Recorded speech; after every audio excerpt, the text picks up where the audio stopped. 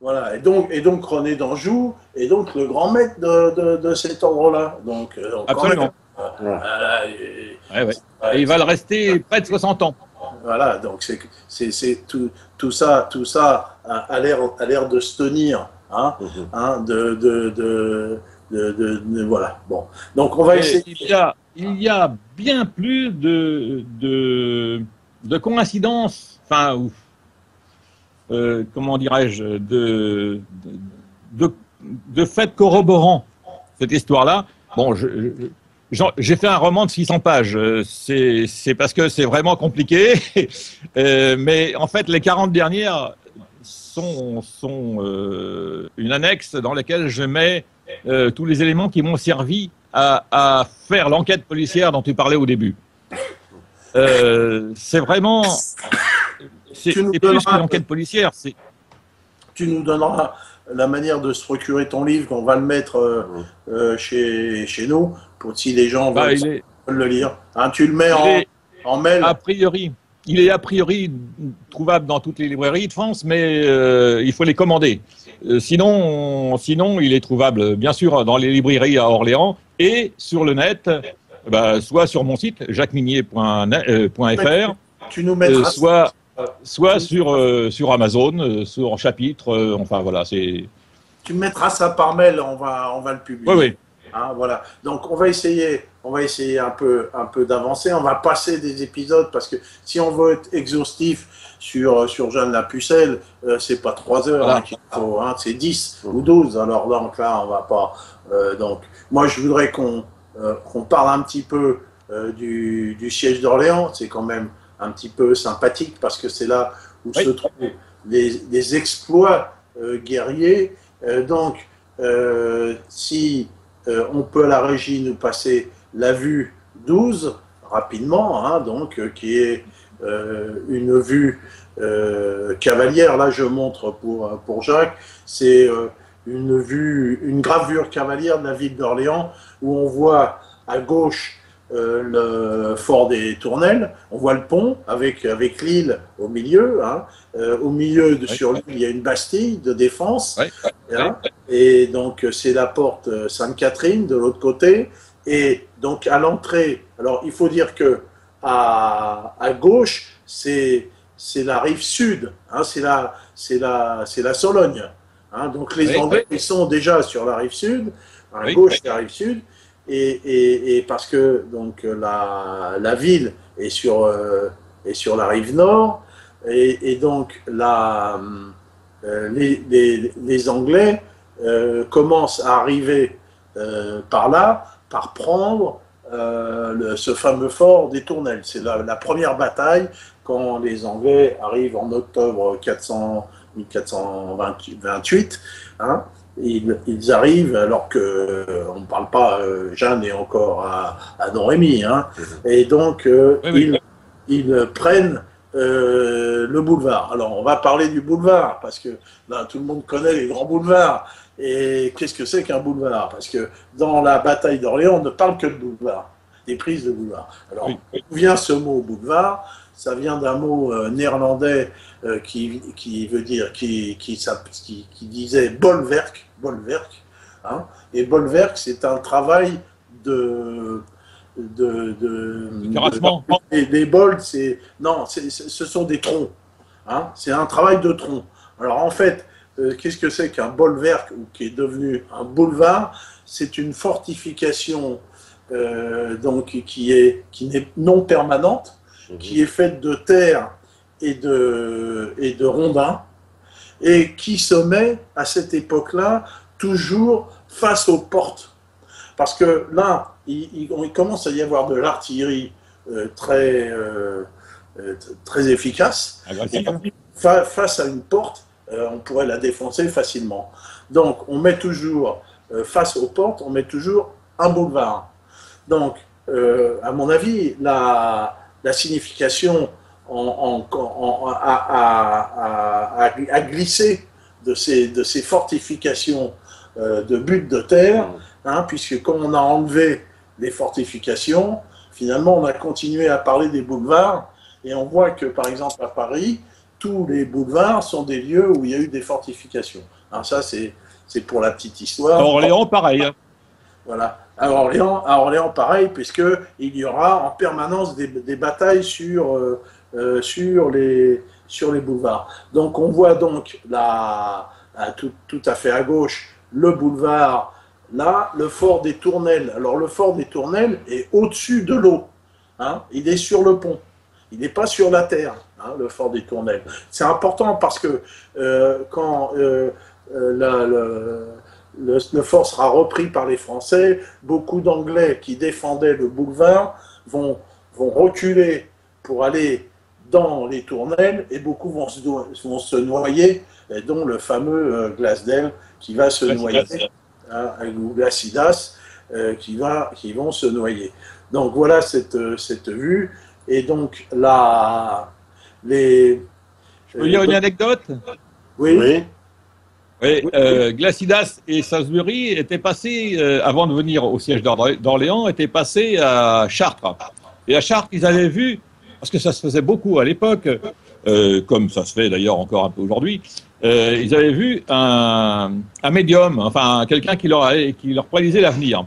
Et ce médium avait prédit à Glacidas sa mort prochaine, mais en lui disant ce sera ni par le fer, ni par le feu, ni par pendaison ou quelque chose comme ça.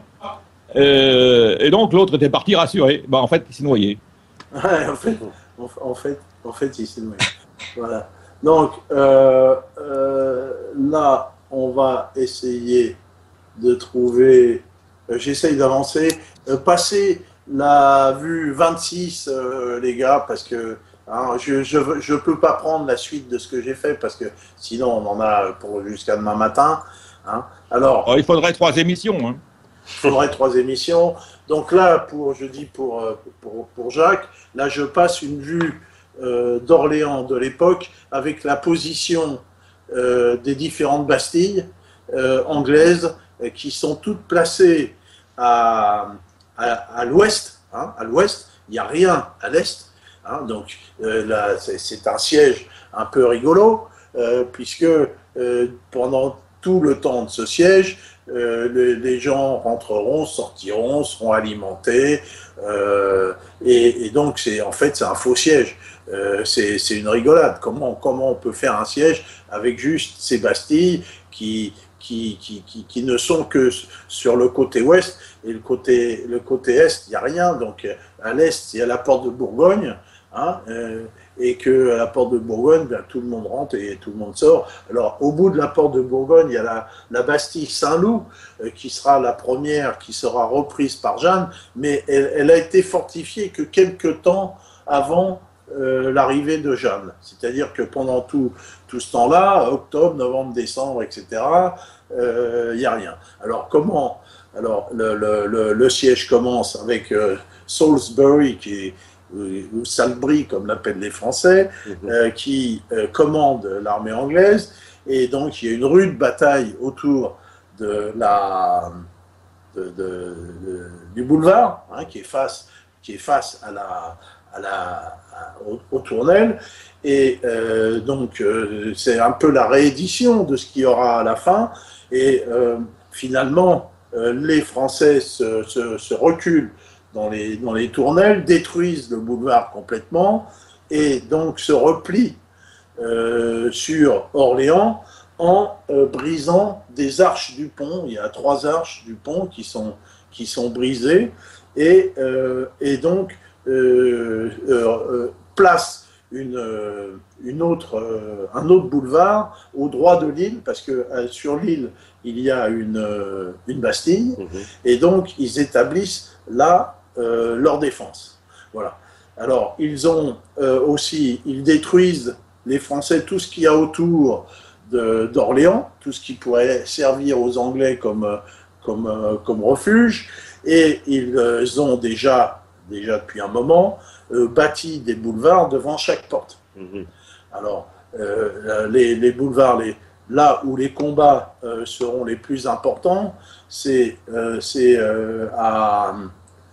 au coin en haut et à gauche de la ville, c'est la porte Bagné, où il y aura les Anglais vont essayer de prendre d'assaut la ville, mais jamais, au grand jamais, ils mettront la ville en péril.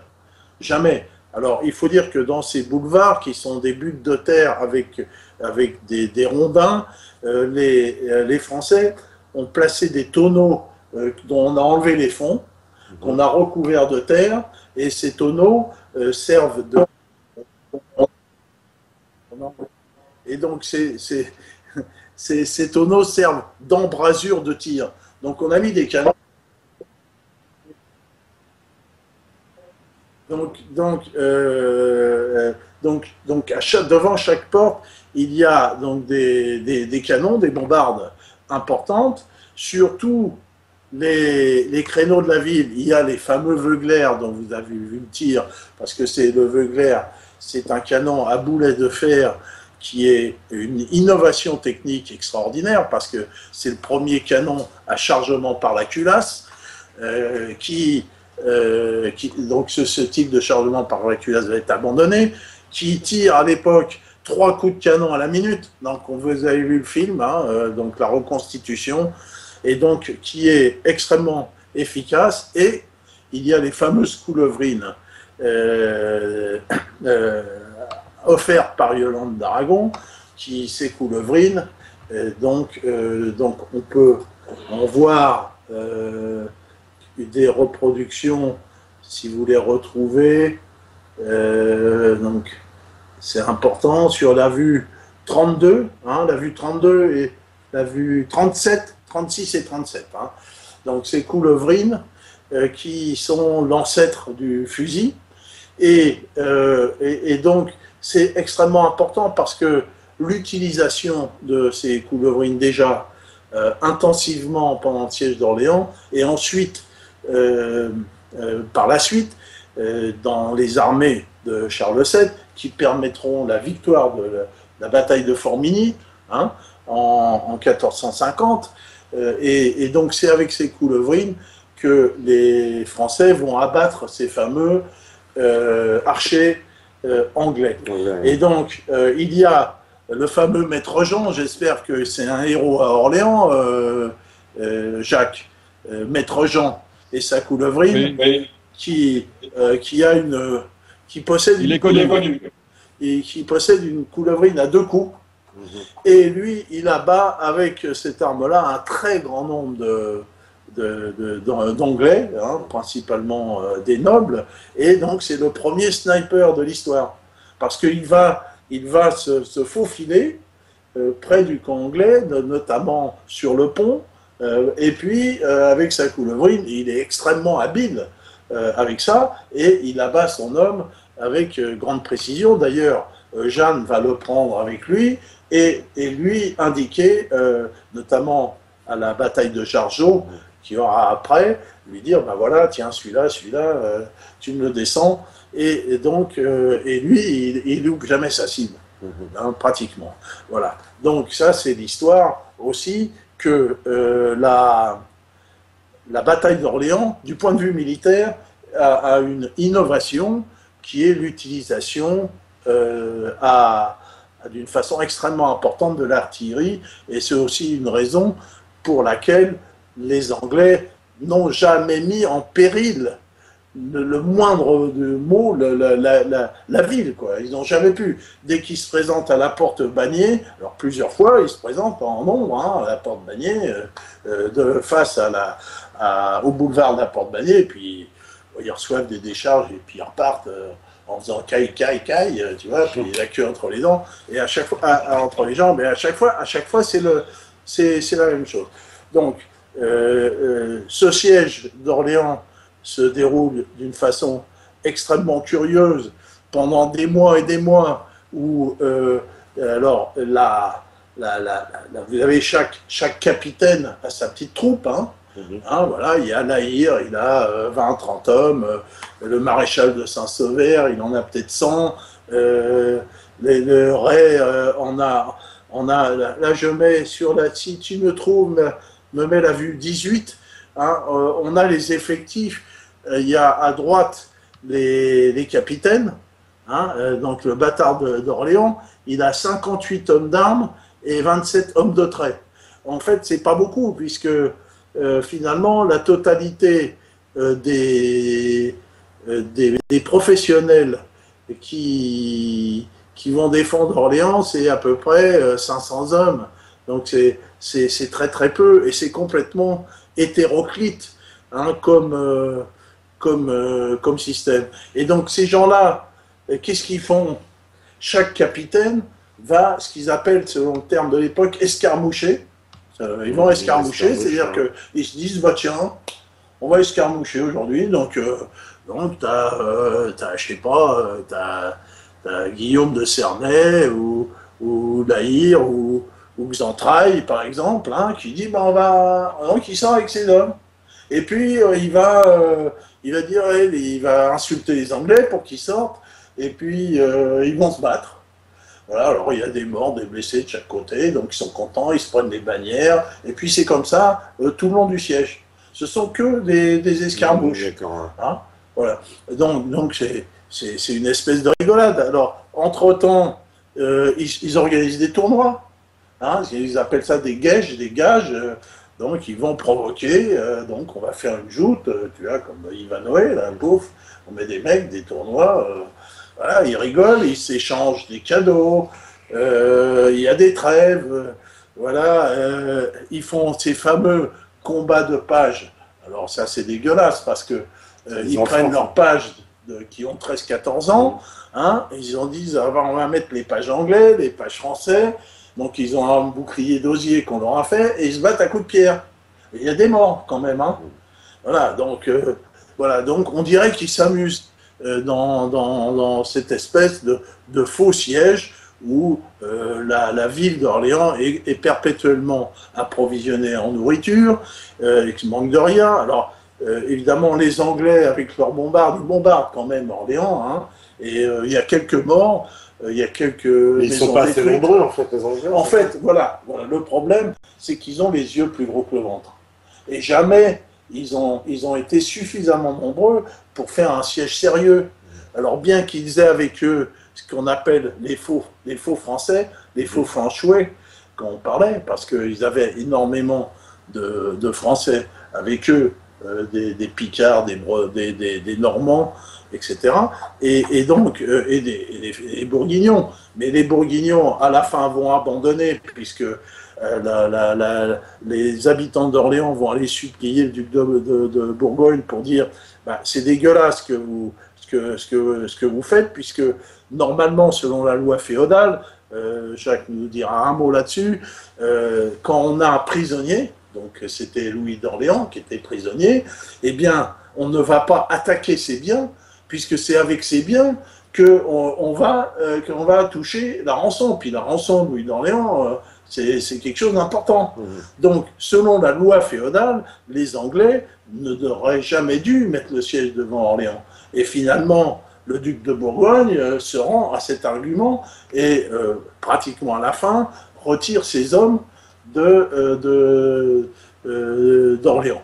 Voilà. Alors, Jacques, assez rapidement, qu'est-ce que tu penses de ce faux siège rigolo d'Orléans qui n'a jamais été un siège?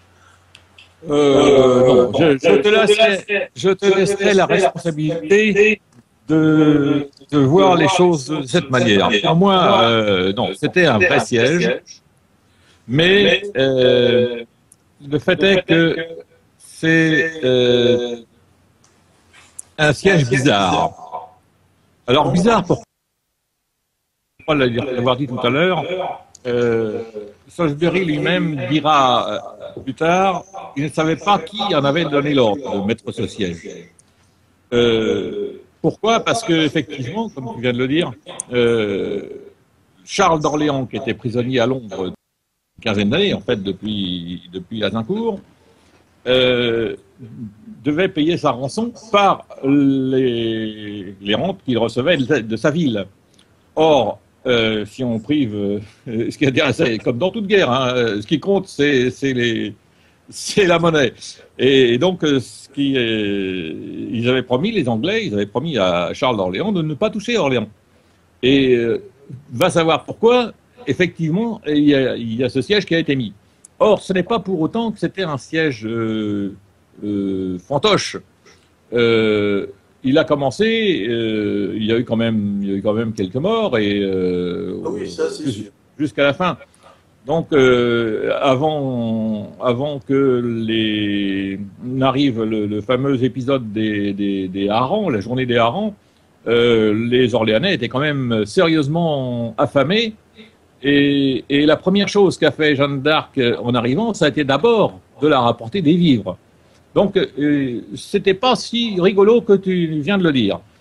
Par contre, le fait est que quelques jours avant, le duc de Bourgogne avait fait retirer ses propres hommes. Et ça, c'est effectivement quelque chose qui reste un petit peu étonnant. Je ne sais pas si c'est parce que les Orléanais l'ont supplié.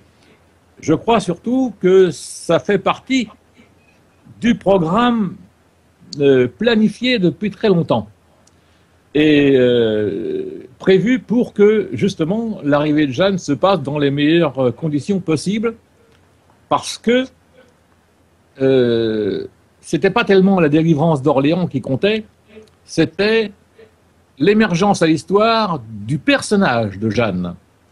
Et pourquoi est-ce que je dis ça? Parce que on arrive bientôt à la fin, je vais pouvoir vous dire en fait le secret essentiel, c'est que, comme je le disais tout à l'heure, l'ordre de Sion était à Orléans depuis 3 siècles.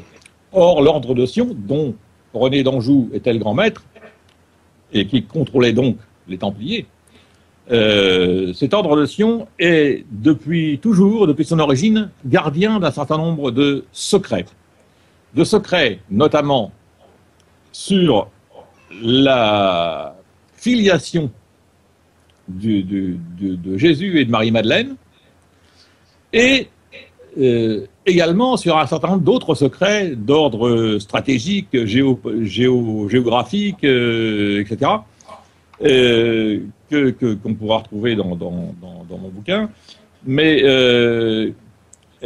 également, sans doute, du secret des poudres, qui a permis l'émergence de l'artillerie. Parce qu'effectivement, Orléans, c'est un peu un virage, un tournant dans la manière de se faire la guerre.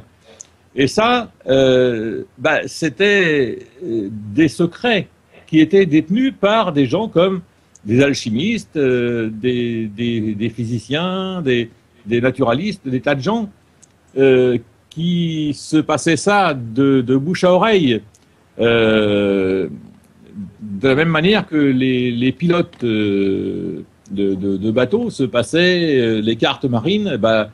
Les alchimistes se passaient aussi des secrets de ce genre-là.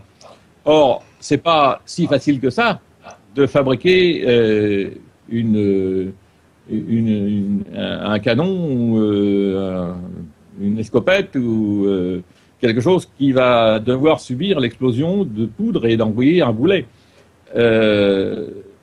C'est quelque chose qui a été connu avant d'arriver chez nous, qui a été connu en Orient, mais c'est également quelque chose qui a été ramené comme un secret de ces contrées lointaines.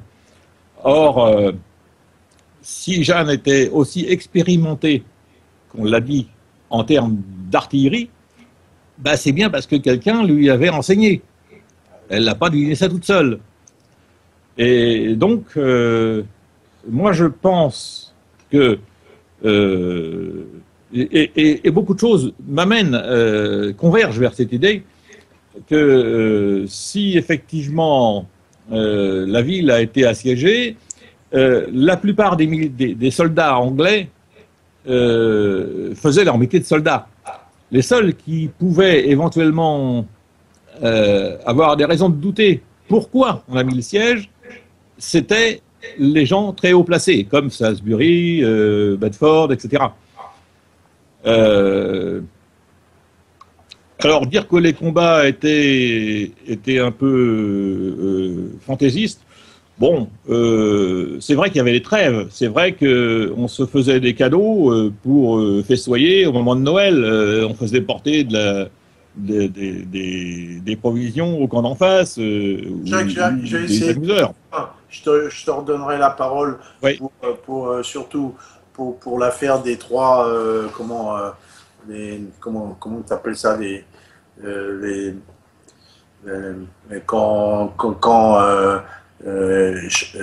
Charles VII offre Oui. le royaume de France, là, comment on appelle ces trois choses. Là, La triple donation. la triple donation, je te redonnerai la parole là-dessus. Je vais essayer d'aller très très vite. Donc, parce que ça, c'est vraiment un élément essentiel. Oui, c'est un élément essentiel. Donc là, les Anglais mettent le siège là, et donc il arrive donc là un événement, le premier jour du siège, où le fameux Salisbury, le commandant général des Anglais, monte à la tour des Tournelles pour voir Orléans, et pouf, il reçoit un boulet en pleine poire, et donc il meurt tout de suite. Hein, et donc le commandant du siège a été changé. Je crois que c'est Talbot qui le remplace. Et donc là, on voit aussi l'efficacité, la précision. Hein, c'est un boulet de Veuglère parce que tous les créneaux étaient avec toute une série de ces fameux canons dont vous avez vu le fonctionnement et qu'on peut voir là sur la vue, si tu vois, je crois que c'est la vue 30, où on voit ces fameux Veuglères. Donc après la mort de Salisbury, donc il y a ces escarmouches, il y a la fameuse histoire des harengs, on va passer très très vite parce que c'est le dernier désastre militaire de l'armée française, après il n'y en aura plus. Donc on sait que John Falstaff, le Falstaff de Shakespeare hein, d'ailleurs, doit amener un convoi avec des tonneaux de harengs pour les Anglais et avec des armes et des munitions. Et donc les Français le savent et décident d'aller attaquer ce convoi. Alors, mais manque de peau, ils ne sont pas très discrets. Les espions anglais le savent et savent qu'ils vont être attaqués, donc mettent leurs chariots comme ils font toujours. Hein. Ils utilisent toujours leurs chariots comme moyen de défense. Et comme puis, les Indiens. Comme les Indiens, ils mettent le chariot en cercle. Enfin, comme les cow-boys plutôt, qui mettent les chariots en cercle ensuite sont attaqués par les Indiens. Ils ont fait la même chose. Ils ont fait la même chose, et juste avec une petite sortie pour faire une sortie de cavalerie. Et donc, le comte de Clermont, avec le gros de l'armée, doit évidemment arriver pour faire cette attaque. Mais l'avant-garde, qui est commandée par le bâtard d'Orléans, hein, le bâtard d'Orléans, si vous le voyez sur la vue 15 avec son tabard, hein, ce fameux bâtard dont Jeanne dirait « Ah, quand elle le voit, c'est vous le bâtard », il n'est pas très content. Hein, et, bon, c'est vrai qu'elle parlait aux gens d'une façon familière. Et donc, il y a donc ces fameux Écossais qui sont à l'avant-garde, qui veulent en découdre tout de suite, et donc ils n'obéissent pas aux ordres. Et en fait, au lieu d'attendre l'armée du comte de Clermont, il décide de mettre pied à terre et d'attaquer à pied le petit fortin qui est fait, et ce contingent d'Écossais d'ailleurs qui toujours indiscipliné, ces Écossais, ils seront aussi à l'origine du désastre de Verneuil par indiscipline, et ils décident d'attaquer comme ça sans les ordres. Alors les Anglais voyant ça, ils font une sortie de cavalerie, les gens qui sont à pied, tu vois, les gens à pied et puis les autres à cheval, tu vois, bon, ça va pas. Donc ils sont massacrés, et cette avant-garde française est massacrée. Il y a une très très grosse perte dans cette avant-garde. Et le comte de Clermont, lui, qu'est-ce qu'il fait? Eh ben, hop, et puis il plie bagage, donc il retourne, et puis il laisse cette affaire-là. Donc, il y aura donc de gros dégâts dans ce contingent de défense d'Orléans, de très, très grosses pertes. Et donc, cette affaire est aussi intéressante parce que dans la légende johannique, dans la version officielle, Jeanne aurait dit à Robert de Baudricourt, capitaine de Vaucouleurs, hein, à ce moment-là, elle est encore à Vaucouleurs, elle aurait donc parlé de ce désastre des harengs, et c'est là que, selon cette légende, Robert de Baudricourt aurait dit « Ah bah oui, elle est vraiment envoyée de Dieu puisqu'elle sait ça, donc je vais l'envoyer à Chinon. » Bon, ceci étant dit, on peut penser que Robert Baudricourt, il était aussi au courant de cette affaire des harengs, donc finalement, ça ne tient pas debout, mais ça fait partie du cœur de la légende johannique, le fait que Jeanne ait été au courant de... Ça veut dire qu'elle avait des informateurs. Elle avait des informateurs, bah oui, voilà. Et donc, et juste après, justement, elle décide, enfin on décide, hein, de l'emmener à Chinon. Donc voilà. Donc Jeanne, il y a tout cet épisode que j'ai déjà raconté avec de l'épée. Quand elle est à Chinon, on va voir si elle est pucelle. Alors ça, on peut en parler. Mais qui c'est qui va organiser la visite de Jeanne si elle est pucelle, hein? C'est Yolande d'Aragon. Qui, elle, amène ses femmes pour voir si elle est pucelle. Alors, donc ça veut dire, en fait, est-ce qu'elle est pucelle? Donc finalement, on n'en sait rien. Hein, voilà. Donc on sait que Jeanne passait sa vie à cheval, qu'on l'a examinée, elle avait des blessures de cavalière au fondement, et que même on peut penser que une cavalière passant sa vie à cheval, son hymen, il peut très bien ne pas résister. Bon, ça. Non, mais il faut préciser. Il faut préciser, enfin, que le texte raconte. Allô? Oui. Le texte ne raconte pas qu'elle a été vérifiée en tant que pucelle, mais qu'on l'avait trouvée femme. Ah, ouais. Ça veut dire qu'il y avait bien un doute sur son genre. Et qu'en l'occurrence, c'était bien une femme. Par contre, les examinateurs n'ont pas précisé si c'était une femme vierge ou non. Ah bon? Ils l'ont trouvée femme. Voilà. Alors, il y a aussi, alors on va parler de l'intimité, puisqu'on est dans l'intimité sexuelle de Jeanne. Oui. Donc, les gens qui ont été interrogés lors du procès en réhabilitation ont dit qu'ils n'ont jamais vu avec cette maladie particulière aux femmes, selon le terme. Donc, oui, en fait, des règles, oui. ils n'ont jamais vu, elle avait une aménorrhée, donc peut-être qu'elle n'avait pas de règles. Donc, est-ce que c'était une maladie spécifique ou était-elle vraiment femme? Ou tu m'as dit que quand elle est née, peut-être qu'on a eu un doute sur son genre. Oui. Alors, on sait que, elle était un peu homasse, c'était un garçon manqué, hein. Elle avait quand même... Oui, c'est clair. Son écuyer, Jean Dolon, qui l'a vu à moitié nu en permanence, c'est lui qui lui mettait son armure, il l'a vu blessé, donc lui, il témoigne qu'elle avait des beaux tétons, qu'il l'a effleuré plusieurs fois, hein, que même quand on lui fait faire un habit, une robe, ce qu'on appelle une robe, à l'époque c'était un habit d'homme, une robe, hein. Et donc, le tailleur lui prend les tétons, puis il reçoit une gifle. Donc, voilà. Ce qu'on dit aussi... C'est bien une femme, il n'y a pas de doute. Il reçoit une gifle. Que quand elle était en campagne, elle dormait en armure au milieu de ses hommes, et que finalement, jamais personne n'a essayé d'avoir des rapports avec elle. Enfin, c'est ce qu'on dit selon les procès. On dit qu'elle n'attirait pas. Elle était trop masculine, c'est un peu un garçon manqué. Peut-être, je sais pas, ou c'était peut-être le fait qu'elle était en armure. Alors, il faut dire aussi que elle passait sa vie à cheval, elle descendait pas. Donc, elle faisait ses besoins dans l'armure, comme d'ailleurs le faisaient les chevaliers, qui étaient toujours à cheval.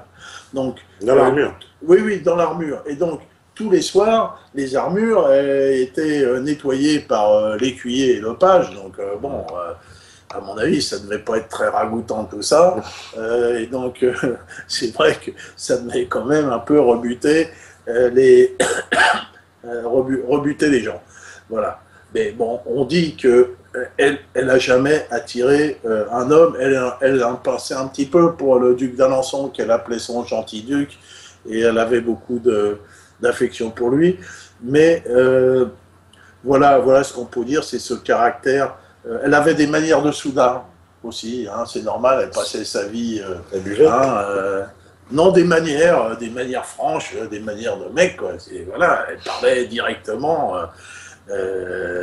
Voilà, et donc, aussi, ce qui est important, c'est que après son épisode d'Orléans, quand elle est à la cour, on la verra toujours avec des très très riches vêtements, parce que Charles d'Orléans, de sa prison, lui offrira des robes. Alors, il y a marqué des robes, mais des robes, encore une fois, moi je me suis dit, tiens, dans son trousseau, on trouvera plein de robes, mais ce sont des robes d'hommes. Hein, et donc, il y a aussi sa fameuse huque. Alors, on va parler de la manière dont elle est habillée ici. Donc, on les vues 47, donc, hein, on voit en 47, c'est selon Armand, ou Louis Armand, je ne sais plus, c'est un homme d'avant la guerre qui a fait beaucoup de reconstitution de vêtements. Donc, elle était habillée aux couleurs d'Orléans, hein, c'est-à-dire avec vert clair, avec des feuilles d'ortie. Donc, elle est très très riche pourpoint. Elle avait cette habitude de porter de très riches vêtements. Elle était connue pour ça, hein, pour une franciscaine. Aux couleurs d'Orléans. Aux couleurs d'Orléans, c'est intéressant à souligner. Aux couleurs d'Orléans, absolument. Ouais, ouais. Toujours aux couleurs d'Orléans. Et donc, à cheval, elle portait une huque. D'ailleurs, ce qui lui a... donc là, elle a sa huque. Sa huque, c'est une espèce de tabard. Enfin, c'est une espèce de cotte sans manche, mais un peu plus longue que ce qu'on appelle le tabard de guerre qui se mettait sur l'armure, hein, ou avec les armes. Et donc, malheureusement, c'est par là qu'elle sera désarmée, qu'elle sera désarçonnée après le siège de Compiègne, puisqu'on va tirer, c'est une huque de soie, hein, donc avec un col de fourrure, et elle était connue justement pour ses très très riches vêtures. Voilà, donc on va aller un peu vite. Donc il y a donc elle arrive à Orléans et donc je sais plus quelle date, c'est fin 8 mai 1429. Non, mais ça, son arrivée, c'est le 29 avril. Voilà, 29 avril. Et donc, là, on va prendre la vue importante, qui est la vue 39, et donc qui est la bataille finale, on va dire. Hein. Donc, son armée est rassemblée à Blois, donc elle arrive à Orléans par le sud, alors qu'elle voulait arriver par le nord, mais enfin, ça c'est finalement, on s'en fiche un petit peu. Le bâtard d'Orléans vient à sa rencontre et elle rentre à la nuit, hein, le 29 avril, donc à la nuit, donc il y a ces fameuses tableaux qui la montrent avec le page. Donc son page tient son étendard devant, c'est pas elle qui tient l'étendard, hein, et puis elle est entourée des grands capitaines de guerre, et donc tout le monde, tous les habitants d'Orléans se pressent et veulent la toucher, amènent des enfants, voilà, pratiquement elle va comme les rois guérir les écrouelles, Hein. C'est le Messie. Voilà, c'est quasiment le Messie. Et donc, il y a un incident qui est quand même intéressant parce que avec les torches la nuit, il y a un pénon de son étendard qui prend feu, hein, puisque son page qu'il porte devant. Et donc, la chronique donc, rapporte l'habileté de cavalière de Jeanne, parce qu'elle fait faire une manœuvre à son cheval extrêmement précise. Elle va éteindre le pénon et refaire faire une volte à son cheval derrière, qui montre que c'est une cavalière émérite. D'ailleurs, elle montrera toujours ses qualités en couchant des lances. Donc là, elle arrive ici, et donc en une semaine, l'affaire va être réglée. Donc là, c'est le 4 mai, hein, qui décide d'assaillir la première Bastille qui est isolée. Hein, voilà. Le Bastille de Saint-Loup, qui est loin à l'est. Hein, donc, vous mettez la vue 39. Hein, la vue 39. Donc, elle se fait la main, c'est son premier combat réel à Saint-Loup. Et donc, c'est un combat extrêmement violent. Et il y a 3 heures de combat. Les Anglais vont perdre à peu près 150 hommes. Hein, et 40 prisonniers. Donc, ils sont pratiquement tous morts, quoi. Ils ont tous zigouillé les Anglais. Ils se sont battus comme des chiens. Mais n'empêche qu'au bout de 3 heures de combat, ils ont pris cette Bastille Saint-Loup avec son boulevard. Hein. Bon, donc le lendemain, donc il rentre dans Orléans et le lendemain, finalement, elle dit on va en terminer demain. On va en terminer. On va assaillir l'état-major anglais qui est dans les tournelles, ces fameuses tournelles. Et elle dit voilà, on va y aller. Donc ça fait des mois que les autres ils sont là, mais elle dit pauvre, mis en tête. Donc ils sortent, ils vont déjà assaillir la Bastille de Saint-Jean-le-Blanc, qui est au droit de l'île aux Bœufs, pratiquement. Cette île d'ailleurs qui sera donnée à Jacques d'Arc par les Orléans. Et ils prennent sans coup férir la Bastille de Saint-Jean-le-Blanc, sans grande difficulté. Donc ils retournent camper sur l'île et le lendemain, il est décidé d'aller assaillir les tournelles. Donc, ils partent au matin, donc les chevaux sur des barges, hein, et elle est la première à prendre pied. Là, on voit la flèche, hein, à prendre pied, la grande flèche qui contourne, à prendre pied sur la rive sud de l'île avec la Hire. Hein, les premiers, ils sortent là, et on voit la flèche blanche, un parti de cavalerie anglais qui arrive de la Bastille des champs privés, hein, de l'autre côté, et qui veulent assaillir donc les Français. Et donc, là, que fait Jeanne d'Arc, selon Jeanne la Pucelle, selon la chronique? Elle couche une lance et elle part à l'assaut.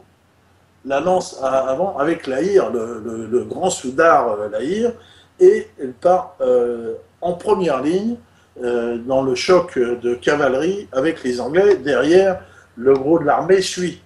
Donc il y a cette fameuse flèche blanche et la flèche bleue à droite. Hein, vous voyez, donc là, il y a un choc de cavalerie où Jeanne est réellement en première ligne à la lance. Là, c'est bien à la lance. Hein.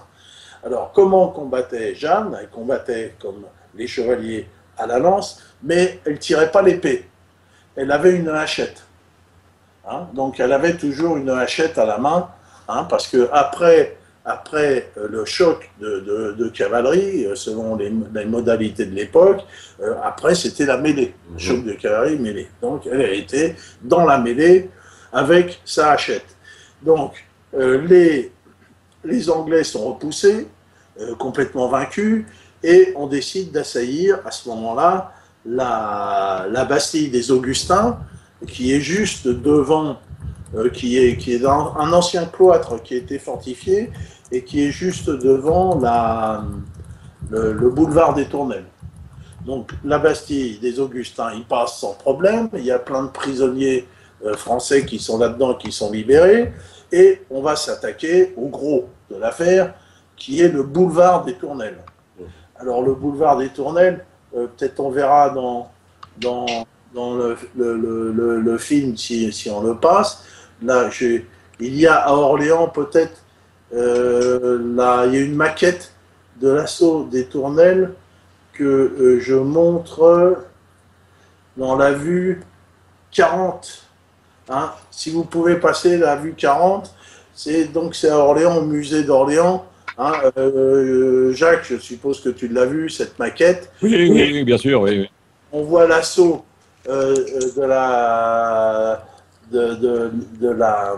du boulevard des Tournelles. On voit d'abord le boulevard. Le boulevard des Tournelles est un peu spécial parce qu'il n'est pas fait de bois. Hein, il est fait de pierre qui est remplie de terre. Hein. En fait, c'est une forteresse en pierre remplie de terre avec au-dessus, il y a ce qu'on appelle des taudis. Hein, le mot, il vient de là. Les taudis, ce sont des abris militaires.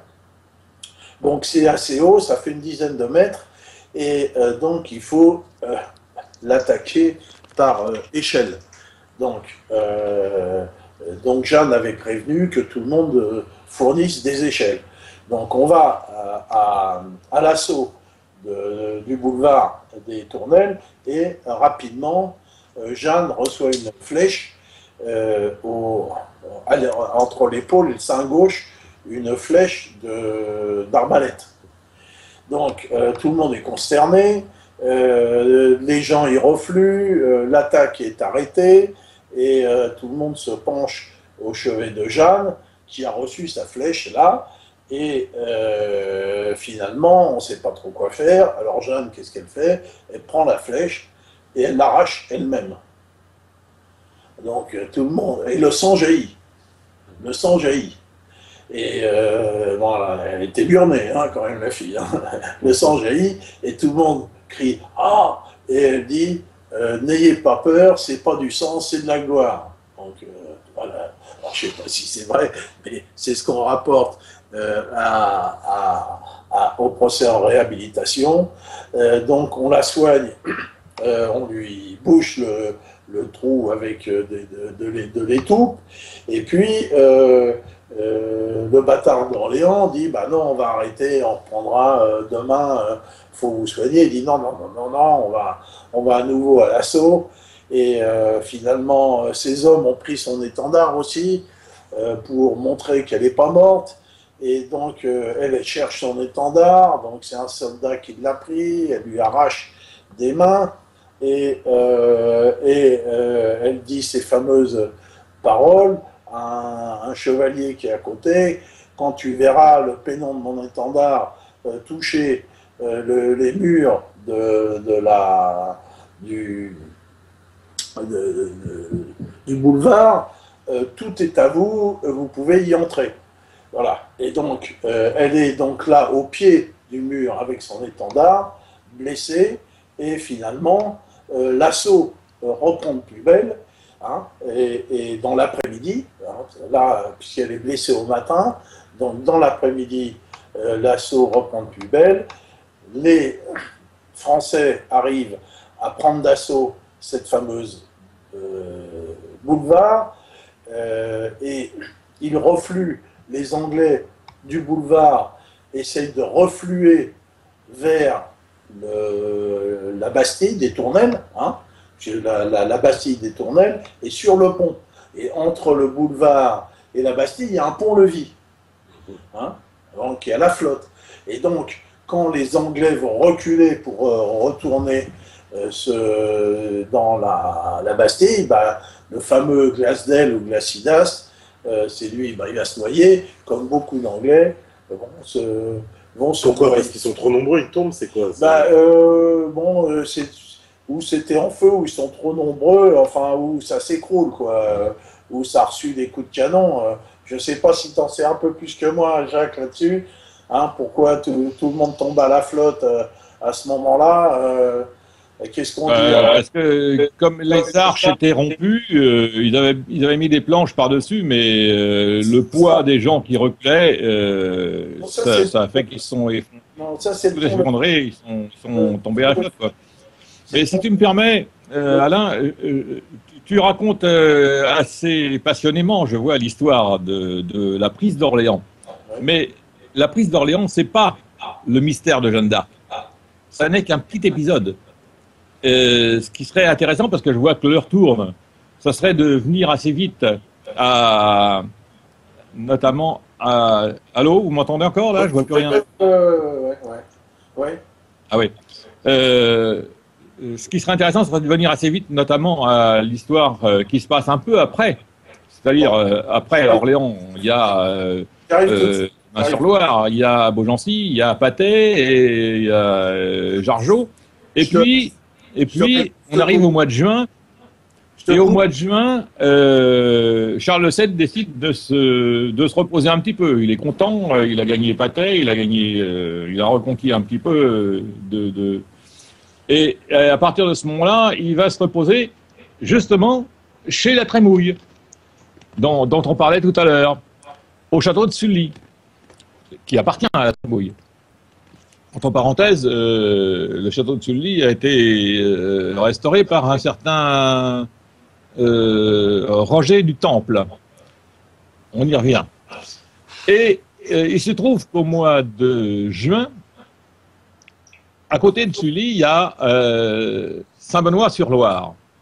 Or, à Saint-Benoît-sur-Loire, c'est connu depuis la nuit, j'allais dire la nuit des temps, mais enfin, au moins depuis le très très haut Moyen-Âge, il y a une abbaye qui s'appelle l'abbaye de Fleury, et qui est un centre de rayonnement de la culture et du savoir des bénédictins depuis très longtemps.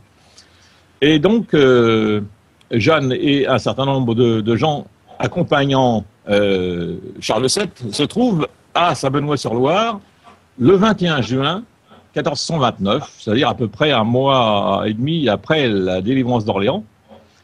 Et c'est là que se passe la fameuse scène dite de la triple donation. C'est quoi la triple donation? J'ai entendu Louis Hubert Rémy qui l'expliquait très bien dans une émission sur Radio Courtoisie il n'y a pas longtemps, où j'ai justement eu l'occasion de t'appeler. Et c'est très simple, c'est simplement Jeanne qui avait demandé à Charles VII, qui n'était pas encore Charles VII, au dauphin, de lui promettre de lui donner ce qu'elle voudrait, sans préciser quoi, mais quelque temps avant déjà. Et ce jour-là, elle lui rappelle sa promesse, et à la grande surprise du dauphin, elle lui demande tout simplement son royaume. Et le dauphin, sidéré, mais devant témoin, il ne peut pas revenir sur sa promesse, il lui dit « Ok, Jeanne, mon royaume est le tien ». Et qu'est-ce qu'elle fait à ce moment-là? Elle se tourne vers le ciel et elle offre à son roi du ciel le royaume qu'elle vient de recevoir et dont elle est ponctuellement reine. Jeanne a été reine de France l'espace de quelques instants. Et puis, selon une voix qu'elle est seule à entendre, elle obéit au roi du ciel, à son roi du ciel, en redonnant ce royaume en charge au dauphin, mais en tant que lieutenant sur terre du roi du ciel. C'est-à-dire non plus en toute propriété, comme il aurait pu penser de l'avoir auparavant, mais en tant que gestionnaire, puisque lieutenant sur terre du roi du ciel. Et là, ça bascule complètement l'idée qu'on a du royaume de France. Est-ce que vous me suivez bien? Oui, on suit, hein, on suit. Parce qu'on revient avec un acte pareil, et elle le fait noter par les notaires du roi. Elle le fait noter, et on revient avec un acte pareil à 1000 ans en arrière, c'est-à-dire à l'époque de Clovis et Clotilde. Là où, précisément, Clovis était un roi élu, il ne faut pas l'oublier, et à cette époque, les gens, les marquis, les comtes, etc., étaient nommés et on leur donnait en charge, avec les bénéfices qui allaient avec, bien sûr,